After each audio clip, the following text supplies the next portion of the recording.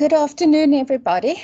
It's now just after 4 o'clock. Thank you so much for joining and being part of our third installment of Reflecting, Debriefing and Feedback.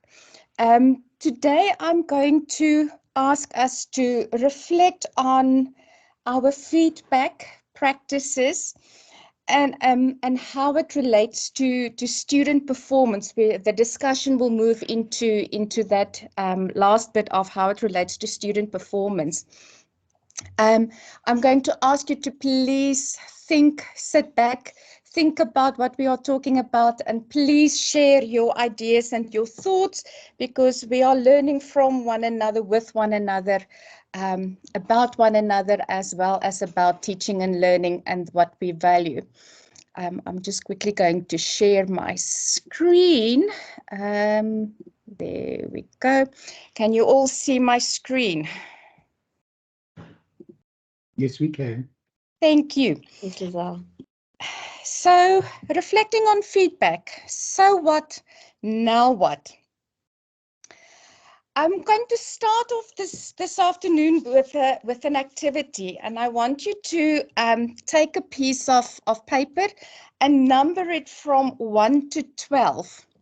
I'm going to read 12 statements to you that relates to our feedback practice, what we are doing, how we are doing it. And I want you to score yourself or rate yourself on how often do you use it in your feedback practices. 1 is never, 2 sometimes, 3 regularly, and 4 always. So I'm going to give you 2 minutes just to get, a minute just to get a pen and paper, number it from 1 to 12, and then I'll start reading the statements.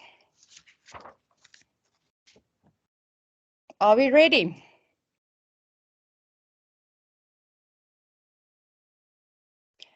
I can't.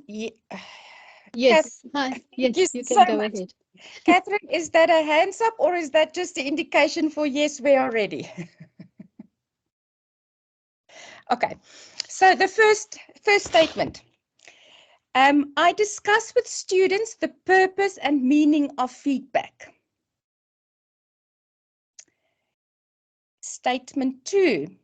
I encourage students to recognize feedback exchanges beyond summative feedback on written work. Statement 3. I support students to develop a range of strategies to implement their feedback. Statement 4.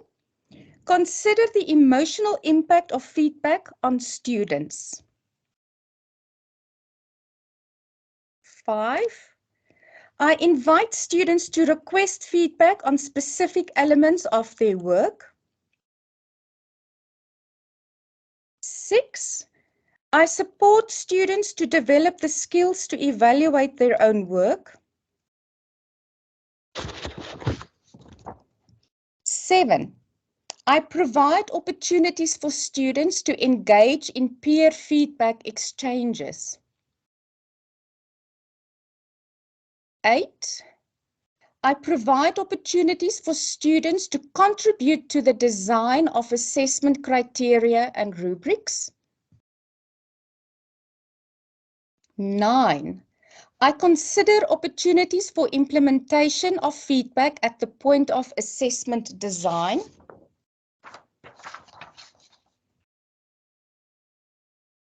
10. I relate feedback to program learning outcomes, graduate attributes, as well as module or unit learning outcomes.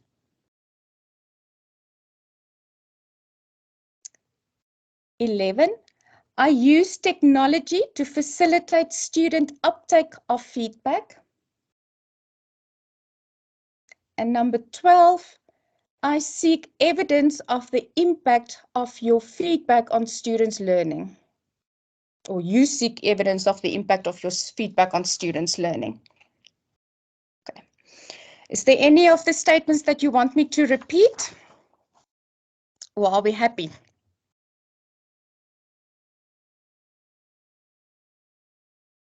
Okay. So now I want you to score, and I want you to add the items, whatever number you've chosen, never, sometimes, regularly, or always. I want you to add statements 1, 2, 3, and 4 together and get a number. For the second group, I want you to add 5, 6, 7, and 8 together.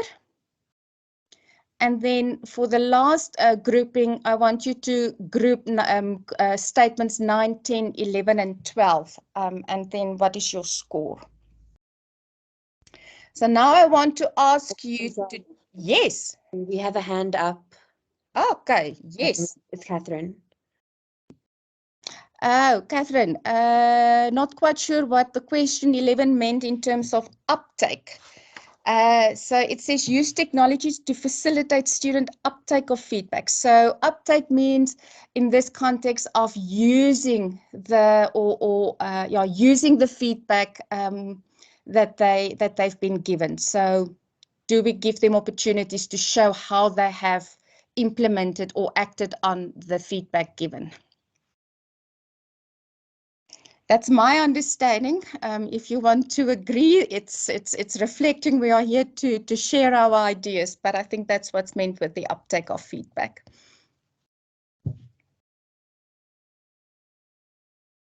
So, how did we score? In what grouping is your highest score, or is it equal? Who wants to share? Who's brave enough to share?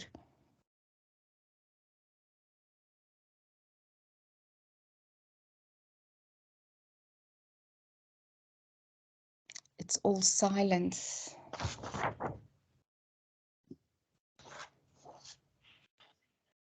I see Catherine's hand still up. I'm not quite sure if it's from before or for now. And Dr. Kath, okay, so you've got a 12, a 9, and a 10. So group A, you've got a 12, so that's your highest one. And it means that you are taking the students' feedback literacy into account. So that's a strong point. That's very good. So you are considering the feedback literacy, and we will discuss this a little bit later around what is the meaning of feedback literacy. And then your second one is that you are provides a self-evaluation of the quality of your feedback design. So you're using a variety of feedback designs or allowing students to give feedback. That's great. Anybody else?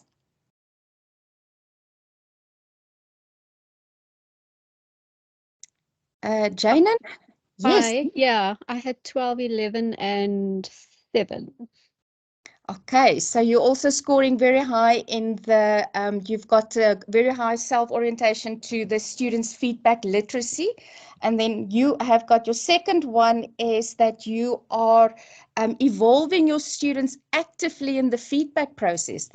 Is that a true reflection of what's happening in practice? Yes, it is. Oh, In the following section, which is Group C, so it's mobilizing the feedback to get the students to act on it. I think we are all struggling with that to some extent. We can learn maybe from Kath because she's got a higher mark on that one.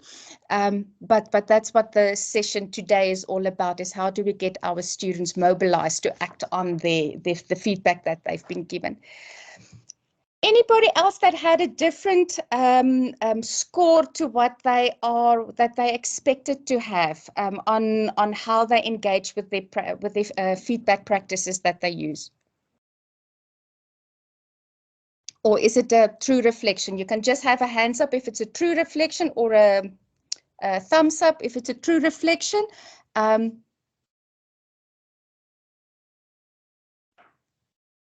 Okay.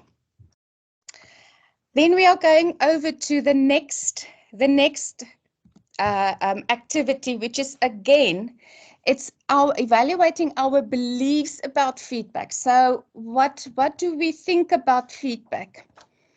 And I'm going to ask you this time, there is only 10 statements, so it's the same, but the rating scale that we are using is 1 strongly disagree to 5 strongly agree. So are you ready for me to start reading?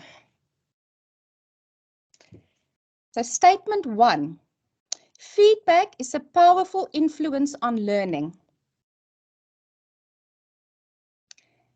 2, feedback is designed to convey to the student their level of performance. 3, feedback is important in conveying to students how much their effort is valued. 4, feedback is important in justifying the grade that has been awarded. 5, feedback helps students to judge their own performance. 6, feedback is important in demonstrating that assessment procedures are transparent. 7, feedback is important in meeting quality assurance requirements. 8, feedback is important in helping students to manage their own learning. 9, feedback from peers is effective in developing students' learning. And 10, effective feedback is important in ensuring high levels of student learning satisfaction. Oh, that's a mouthful. Before we get to the scoring, I'm going to ask you to anybody, if they want to share their ideas as to or thoughts when they heard about these statements.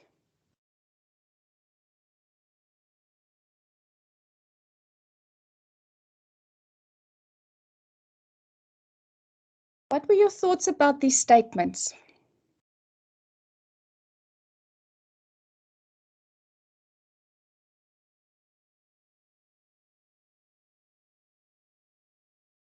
Yes, Anastasia.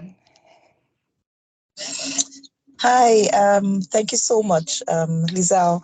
So when the questions were coming, rapid fire, I must say, they almost, I tried to position myself. I was trying to position myself as a student, and not as an assessor or as an educator. And so I had to struggle between, okay, having a student's view and having an educator's view as I thought about the statement you had sent, you were reading through. It sounded mostly positive, mostly on the, it seemed like it was either going to be mostly on the stronger side of the scale than the disagreeing side of the scale, but those were feelings and not so much time to process the thoughts on each of the comments. But yeah, it was just that struggle between having a student's perspective and an educator's perspective as one thought about the questions. Okay. But thank you.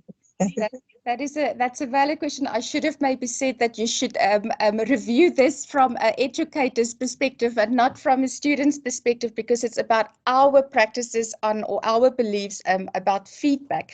But it's very difficult to jump around. We are students and we are educators on a daily basis in one moment. So I take note of that.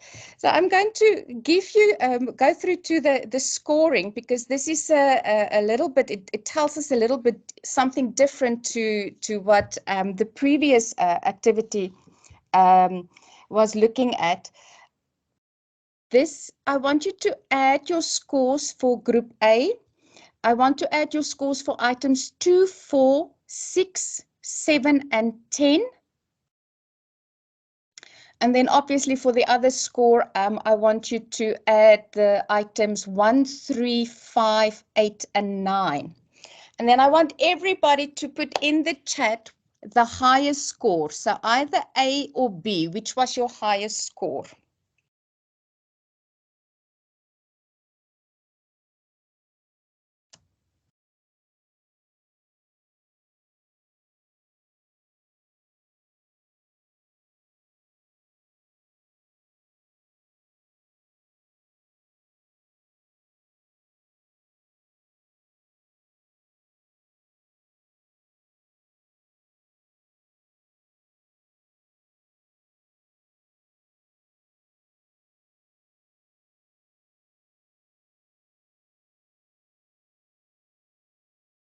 can just type in A or B in the chat.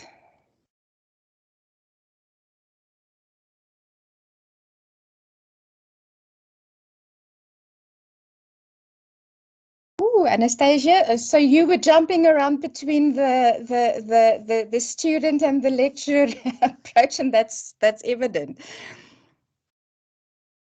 Oh, no problem, Kath.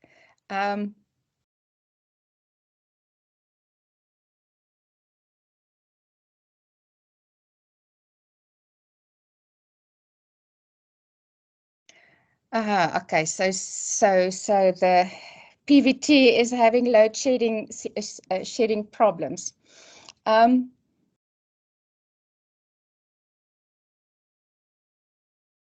Okay, so my workshop is falling flat. But you're back now. Okay, so the scoring items for A and B was related to what our main beliefs or what our main approach to giving feedback to student is, or what is our fallback. Okay, so Danielle, is that a 20-20 equal split between A and B, or is it both? Okay, so you've got a good match.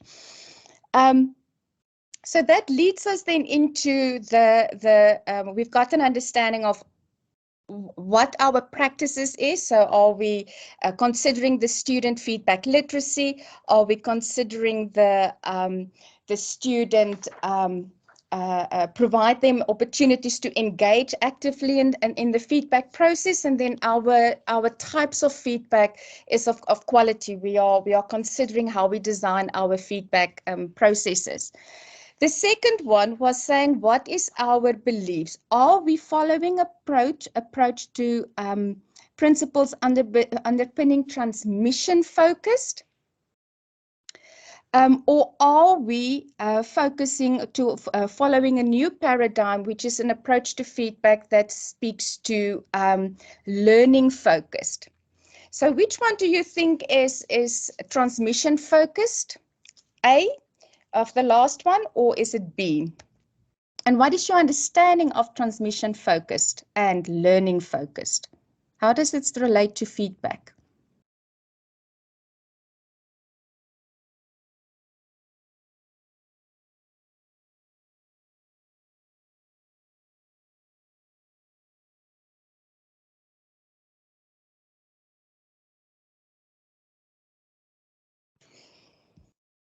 Okay.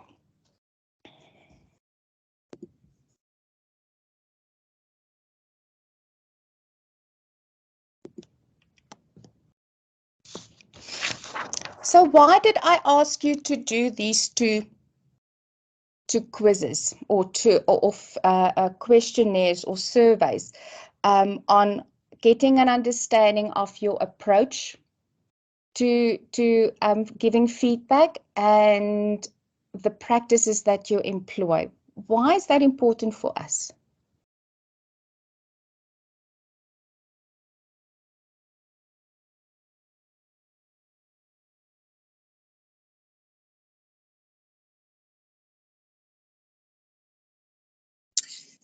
My thoughts, Lizelle, sorry to jump in. Yes, thank you. I don't know. I think, well, off the top of my tongue, I think feedback is super important in teaching and learning, or learning and teaching. And if you just keep firing off in one direction and you don't get a sense that your group or your learners are with you, or are engaging, or are actually receiving help, or whatever it is that you're putting together for them, feedback helps to give you direction, and also helps to give them direction in terms of what the shared aim and objectives are. I don't know if I'm answering your question or answering something in my head. No, you are answering the question, because it is, we are giving feedback, and there's certain purposes and reasons as to why we want to get feedback. But then the question always remains as to what are the students doing with that feedback. We are good in giving it, and it's specifically if you were scoring on the previous one in the A, which is more transmission focused, is that we are giving information to students, but we don't really engage them in acting on it, and we're not really getting them into moving things forward. So, and that's why it's important for us to understand what do we do when we are asking students or giving students feedback, and also what we believe about the importance or the purpose of feedback, and because that will determine how we are using it. Will also then relate as to if students is going to absorb it, or are they just going to tick the box and say, I got feedback, and move on. Which brings us to the so what. And there's another activity that I wanted you to do, but I'm going to ask anybody that want to share. It can be about a time, and I'm Anastasia, I'm so sorry that I don't know what your focus will be for next week, because you are going to talk about feedback more in depth. So if I'm crossing a line, please just tell me to hit the pause button, and then you will touch on it next week. So it will get people to come next week. Anybody to share an experience for a time when they received feedback. It can be positive, it can be negative, and then discuss the experience around the questions that's on the slide. So you've started thinking about from a lecturer's perspective. Now I want you to be on the receiving end. Daniela, please, thank you.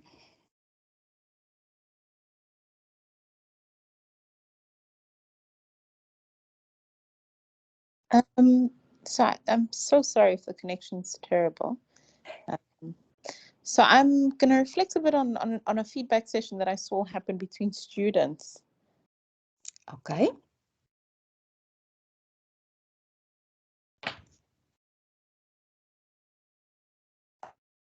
Actually conceptualize that at the end of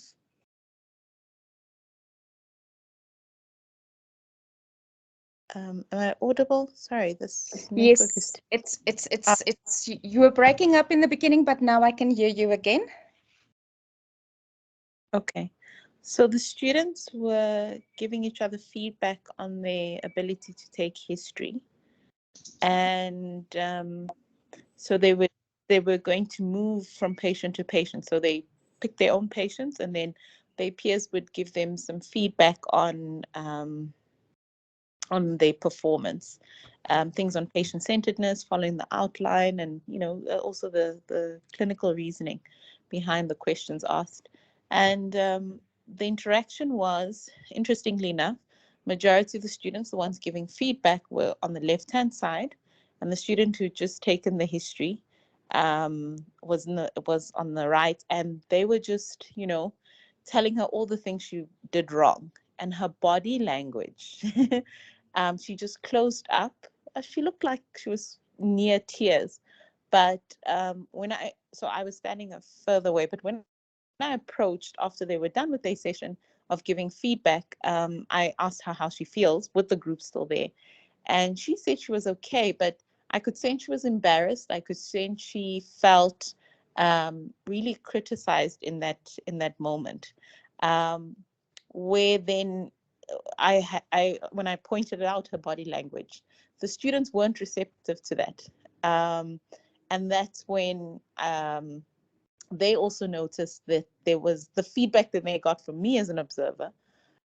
They then looked at how they give feedback. So it was an interesting, situation in which there was like a feedback session, which was supposed to help the student learn, but then those who were giving feedback were also learning something about the way in which feedback is given, and how to relay their observations. But what I did appreciate, interestingly enough, the students because they knew they were going to be critical, they chose not to give the feedback in front of the patient, which part of the exercise was to include the patient and report back. But they were quite conscious of the fact that it wasn't going to be quite a positive feedback, and they chose to move away. So I'm sorry if my line is terrible. No, Network goes with load. No, you didn't break up in the end, and it's actually interesting that you've created a good opportunity for the students to learn through giving feedback, so peer assessment, and learning important skills as to how to engage and make decisions around when should they be able to give the feedback. Yeah, so that is very good. Thank you for sharing. Anybody else that has got an experience when you received feedback?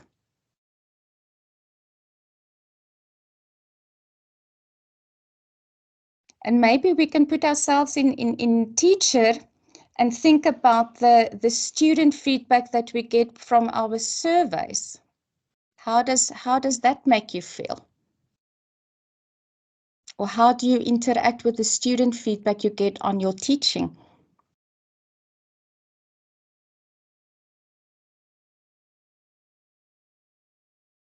All right, I'll say. Can I?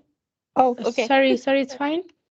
Oh, no, just a short. I was going to say the 360 feedback tools. I think they're a little bit lengthy. I don't think people and students don't necessarily. Not all of them choose to give the type of feedback that I would appreciate, other than saying she's nice.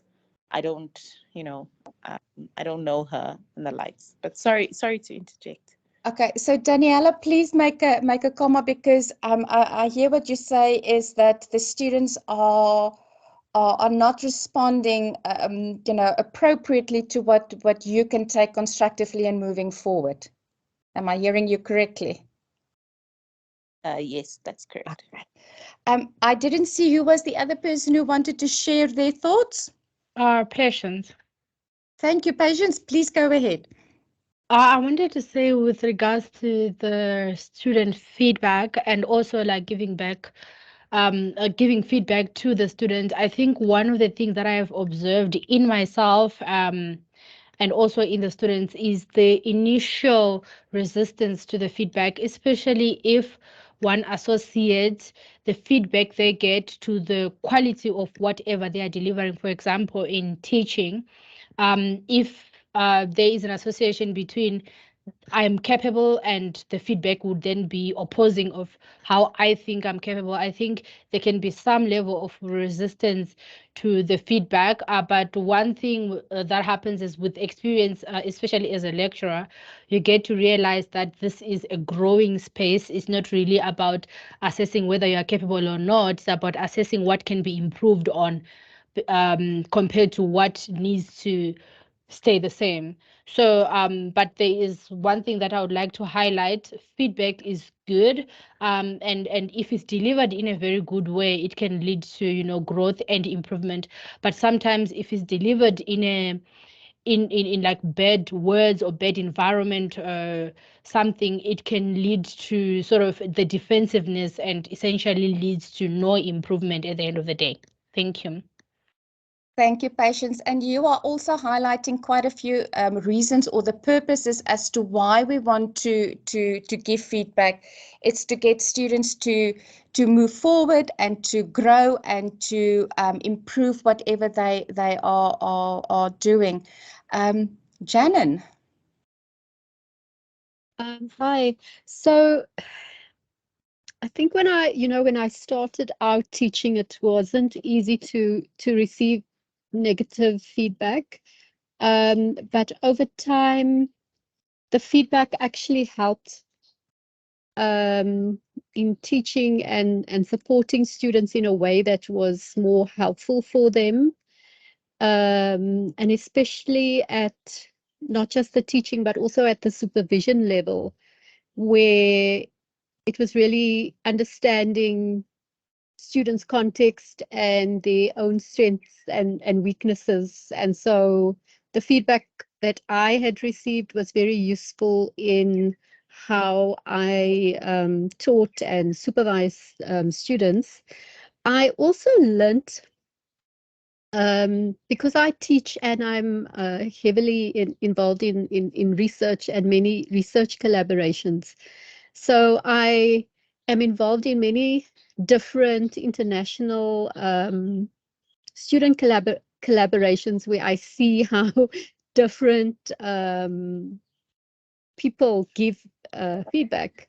So for instance, with my Canadian colleagues, the feedback is given using the sandwich approach. You know, you start off positive and then you give the critical feedback and then you end off with a positive, which sometimes I think it's appropriate to do, but other times I almost feel like, you know, you have to get straight to the point with the feedback. It depends on what the feedback is about. And then other times in other contexts, the feedback is, as the previous person said, quite delivered in a way that actually is not going to be received by the student because it's so overly critical, and the manner in which it's given it, you know, it's just not, not conducive to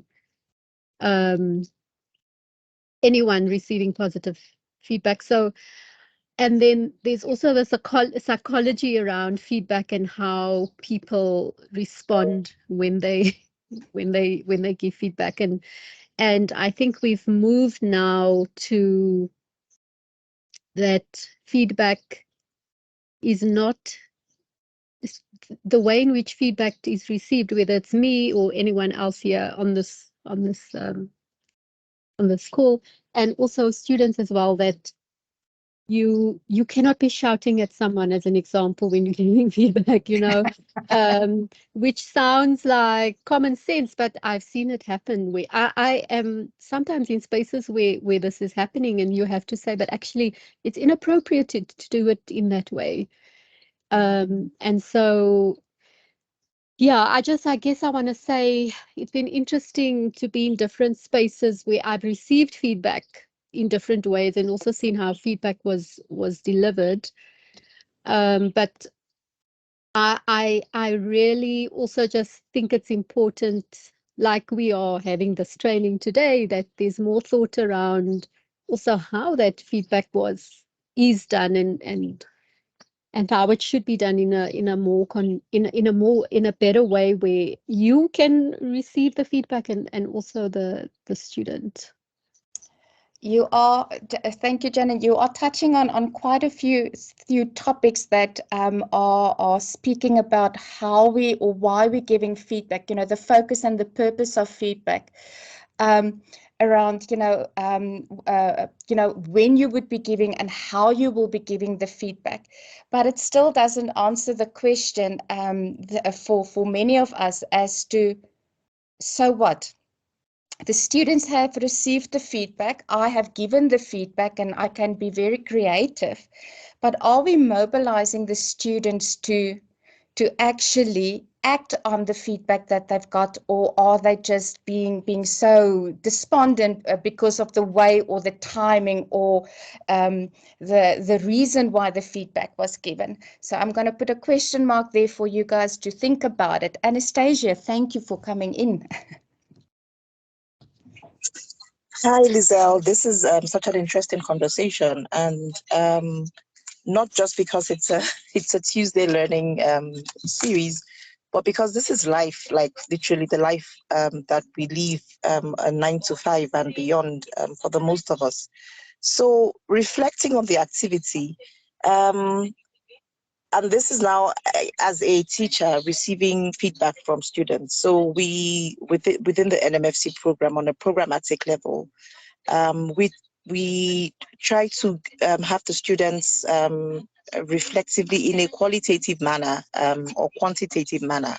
First off, just reflect on each of their phases. So we have a new group and an old group. So with the last group, as part of planning for the new group, we asked them to just reflect on their experience and give feedback on the planning or the scheduling of the way engagements were in the first for their phase one and their orientation to enable us plan for the new group. And it was constructive because it wasn't something that was going to impact on them anymore. I mean, it had no, because I always get that reticence from students when they think my feedback or my comments are in a sense going to have an implication on my current, whatever it is that they're doing. So the feedback that they gave was constructive as they reflected on the time arrangements, the different sessions, and how that was helpful in the bigger picture of their phase three. And the timing of that feedback was essential because now they were almost like 10 months into their program and they were giving feedback for something that had happened when they were still green behind the ears around what the program entailed. And now they were able to reflect on how the impact of what happens in phase one or their orientation would affect their learning in phase three. So what we did with that feedback, which was constructive, and it was coming from the students, but it was quite constructive, I must say. And we used that to plan and appraise the approach to the new group. We're not yet 100%, but I noticed that it gave the students a sense of power because we would also say to them, thank you so much. What you've said has enabled us to do these things differently. And they saw a bit of the difference that was now going to be implemented with the new group. And you could see a sense of empowerment that they were a part of what was happening. And even with the new group, they were told things are this different because the others had reflected or had given us feedback on how we did this prior and how this is better, or sorry, how they think it's going to be better if we do it this way. That's one reflection. The other reflection is to do with a recent engagement.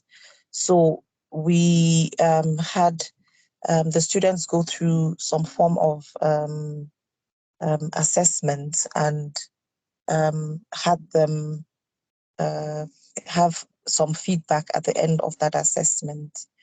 And I wasn't there, so I'd ask someone else to just give me and I think that is an important process to feedback, but more on that later, is to have someone give an outside view on that process of giving feedback. And it was partly constructive, partly negative, like the last speaker had mentioned, in that knowing the sandwich technique, I'd asked a colleague and she said that some of the feedback was coming across as cheese on stale crackers. And it made me laugh because yes, cheese is good. Crackers still, I don't know how I don't know if she said still cheese or still stale cheese. That's a tongue twister. Stale cheese on crackers or cheese on stale crackers. And I think that happened because of the level. You spend time with the students and then you expect that, well, we just discussed this like a couple of hours ago or a couple of days ago. Can you just, what happened? Like, how did you guys suddenly, veer off this way, or conversely do very well on the constructive side? And what did the other person do, the students? Well, we're still going to have a debrief of that session, which is where it becomes very interesting, the play between debriefing and giving feedback, a debrief of that session to find out how that is affecting or what they're doing with the feedback that came. Lengthy comments, but thanks. Thank you, Anastasia. You are mentioning quite a few important things, but it's things for us to think about as to what are we giving feedback on, or is it just a matter of giving a statement to a student that is not really valuable, and therefore they can't give it back to us, or they can't reflect on what feedback to provide to us on our teaching if we are asking them to give feedback on our teaching. But that's important, and that leads us then to let me just go back to the other screen, to the now what. So we know we need to unpack students. We need to understand what feedback is, when to give feedback, how to give feedback, and there's different ways. And it's not always a one size fits all, and that's clearly coming out of your examples that you were being giving. It depends on the situation, and it depends on what we are giving feedback on, how you should be giving the feedback. The sandwich approach is not always the right way. So we need to think about, coming back to the first activity that we did, or the second activity about the old versus new paradigm approaches to feedback. If it is that we just want to give the student information around what they've done, what they should be improving on, that is old school. That is not engaging them, and even the feedback from the students, they are feeling empowered if they are being part of the process. And that feeds more into the second, or the new paradigm, which is the learning focused, where we get students actively engaged in the feedback process. We are upskilling them in the art of giving feedback. So that they know what is appropriate and what and how to give it, what words to use, and not just following a template of, like the sandwich, of saying this was good, this is the critique, and this is bad, or do this differently in the future. Because what is meaningful from that is that a learning process that can happen through that. And if we say that we have to change our feedback practices, and some might be better than others, this is now a blanket statement. Let's assume that all our feedback practices is the worst in the world. If we have to change the way we are giving feedback and the way that we are asking for feedback, how would that impact our current teaching and learning practice?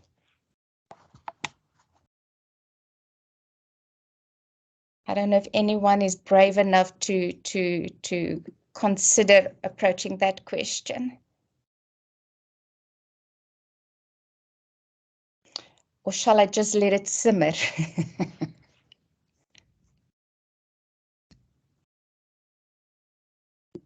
Okay.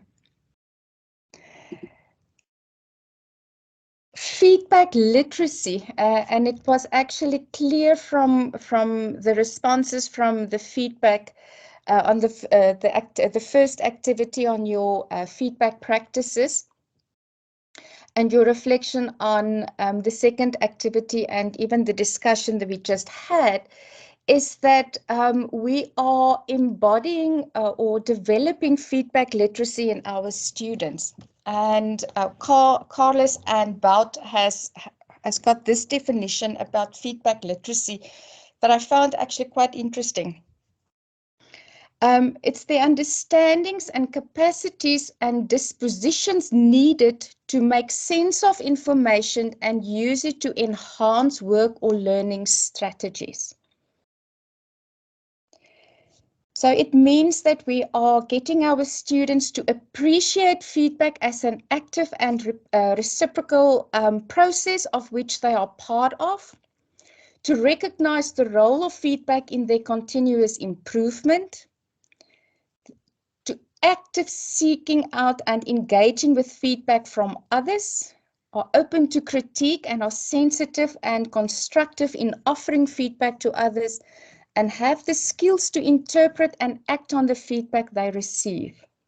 Now, this is bold statements, and I must say, from my side, I don't think I am confident and competent to instill all of this in my students. I don't even know that I am providing opportunities for them to develop these skills, to be able to say that they are competent in feedback literacy. Any thoughts? Have you considered any of this in your teaching when you're giving feedback to students or asking feedback from students? Is it something that is new, something that you want to consider? Mervyn, thank you. Some new voices. Lizelle, thank you. This for me has been exceptionally provocative. And what it has done for me is make me reflect, which obviously is a critical issue.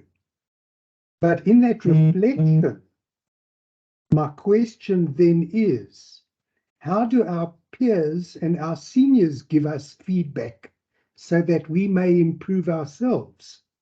So it's not only what we do, it's how other people see us that will help us do it better. And this for me is a critical issue. It's all very well us trying to improve, and your questions have been very pointed and have forced us to reflect. But how do our colleagues see us? And when do they give us feedback? Is that not part of our growing? Thanks. Oh, that is such a good comment to make, Mervyn. And it's again around we need to think, and maybe we need to challenge our departments and people that we are working with around what do we value around feedback, and how do we want to receive feedback.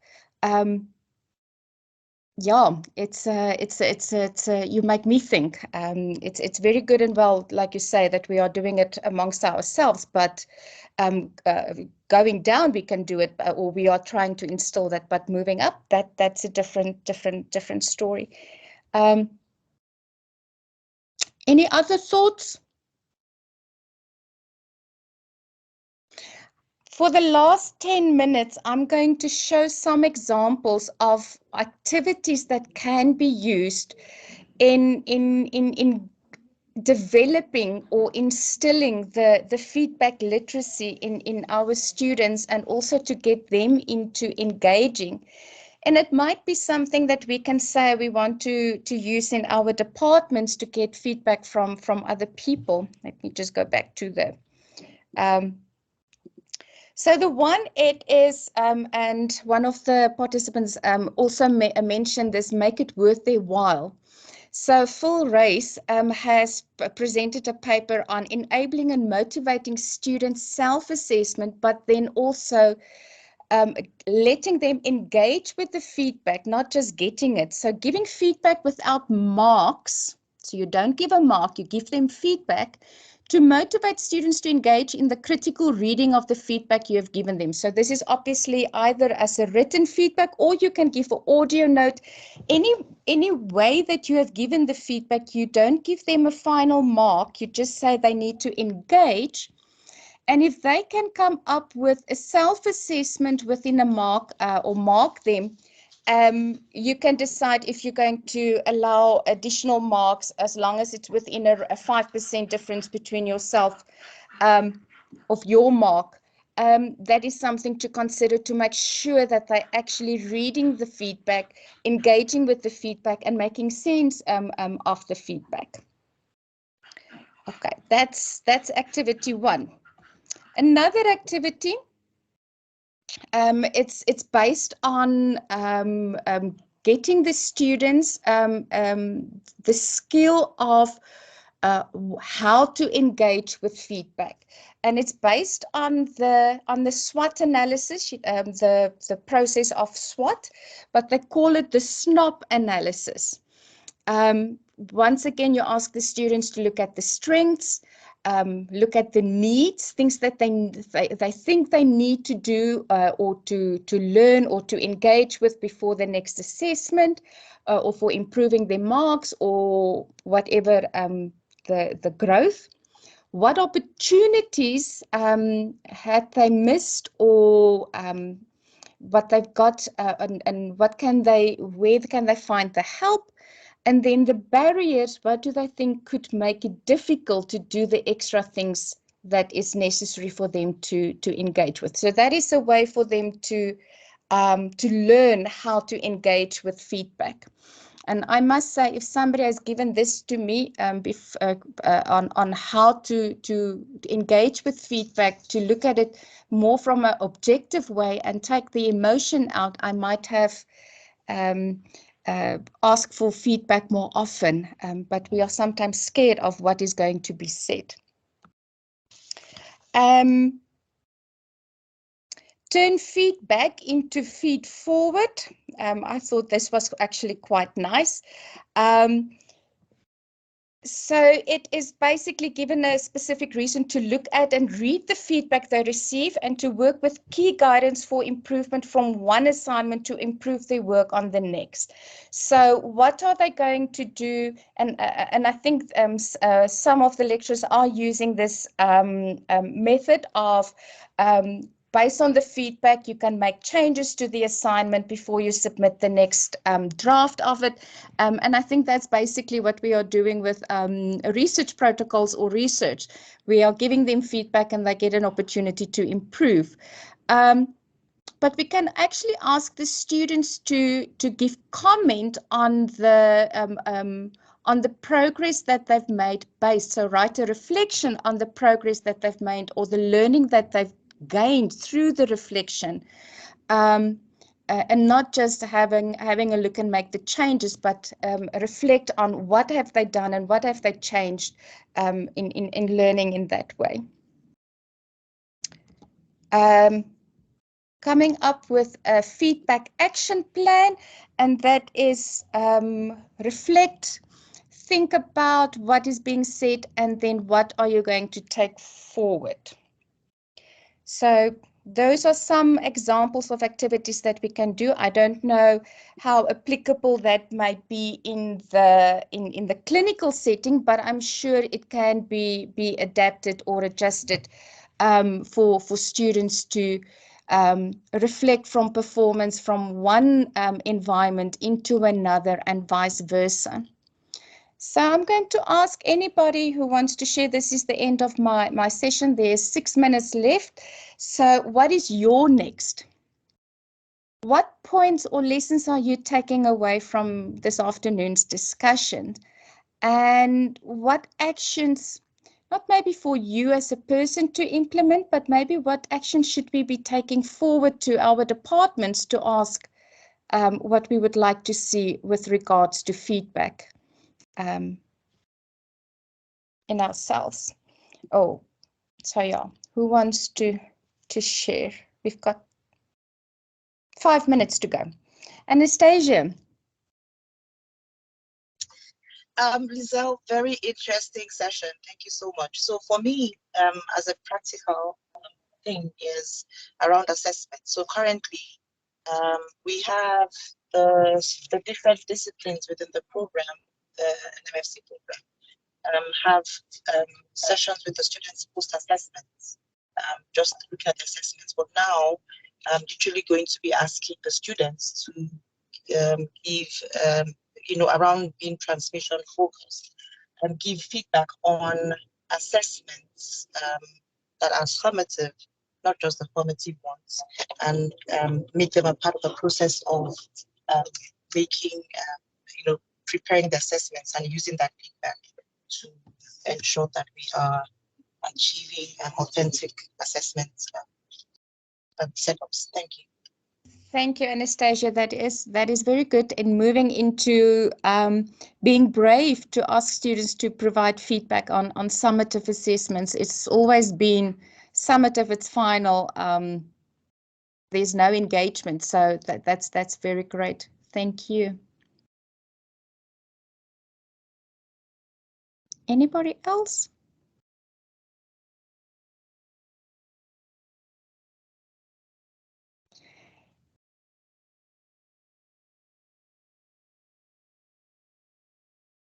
If there's no more thoughts, I am then going to say thank you for coming and joining us.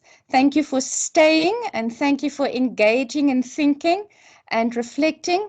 And I hope that there will be some points that you can take forward and making a small change in the way that we are viewing feedback and what we are doing with feedback. And I hope you will all come and join us next week when Anastasia is really going to unpack for us, going to unpack feedback. So hope to see you next week. Thank you, everybody, and good luck for the week.